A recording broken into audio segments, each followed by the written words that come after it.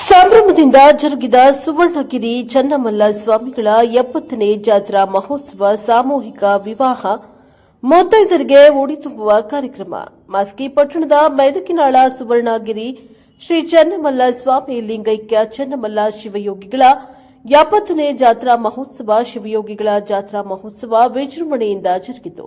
ಡಾ ಚನ್ನಮಲ್ಲ ಶಿವಯೋಗಿಗಳ ನೇತೃತ್ವದಲ್ಲಿ ಕಾರ್ಯಕ್ರಮ ಜರುಗಿದವು.